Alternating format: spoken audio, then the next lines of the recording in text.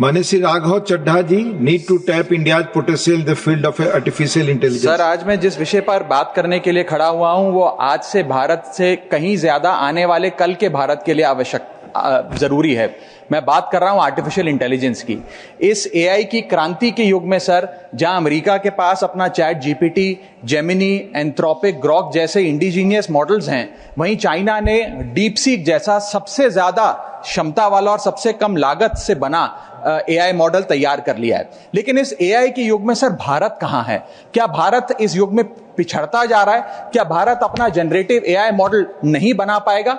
वर्ष 2010 से लेकर 2022 के बीच में दुनिया में जितने एआई पेटेंट्स रजिस्टर हुए उसका 60% हिस्सा यूएस ने हासिल किया और 20% चाइना ने। दुनिया की 5वीं सबसे बड़ी अर्थव्यवस्था भारत ने मात्र 0.5% ही हासिल किया। सर, यह बात तो सत्य है कि यूएस और चाइना के पास एआई में एक हेड स्टार्ट है 4-5 साल का, लेकिन वो इसलिए है क्योंकि उन्होंने अपने रिसर्च में, एकेडमिया में और एआई डेवलपमेंट में निवेश किया। सर, भारत की बहुत बड़ी आबादी एआई के वर्कफोर्स का हिस्सा है। बताया जाता है कि एआई की कुल वर्कफोर्स का 15% हिस्सा भारतीयों से बनता है सर, जहां 4.5 लाख भारतीय एआई प्रोफेशनल्स के तौर पे फॉरेन कंट्रीज में काम कर रहे हैं।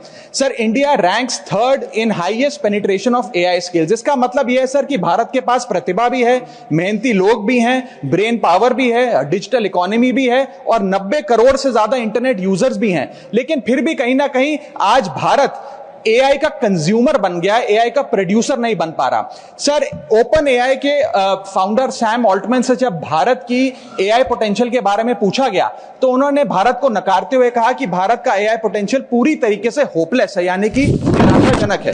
आज समय आ गया है सर कि हम उन्हें जवाब दें और भारत इस एआई के युग में एआई प्रोड्यूसर बने, ना कि एआई कंज्यूमर। इसके लिए सर कई कदम उठाने होंगे। सबसे पहले हमें इंडिजीनियस एआई चिप्स बनाने होंगे। इंडिजीनियस चिप मैन्युफैक्चरिंग भारत में इजाद करनी होगी। इसी के साथ साथ सर हमें एक डेडिकेटेड एआई इंफ्रा फंड तैयार करना होगा। एआई रिसर्च ग्रांट्स देने होंगे, एआई टैक्स ब्रेक्स देने होंगे और टैलेंट माइग्रेशन रोकना होगा ताकि भारत का टॉप टियर एआई टैलेंट और देशों में जाकर काम ना करे बल्कि भारत में काम करे। इसी के साथ साथ एआई के इंडिजीनियस स्टार्टअप्स जो हैं सर, उन्हें एक्सेस देना होगा large volume of existing data को, जो मेटा, माइक्रोसॉफ्ट और गूगल के पास है लेकिन भारत के पास नहीं है। और अंत में सर फाइनेंशियल इन्वेस्टमेंट हमें बढ़ानी होगी। जहां यूएस अपने जीडीपी का 3.5% एआई रिसर्च में खर्च करता है, चाइना 2.5%, वहां भारत मात्र 0.7% खर्च कर रहा है। सर, आने वाले काल में इस दुनिया पर वही राज करेगा, वही विश्व गुरु होगा जिसके पास एआई की ताकत होगी। इसलिए भारत को सर मेक इन इंडिया के साथ साथ मेक एआई इन इंडिया की ओर आगे बढ़ना होगा।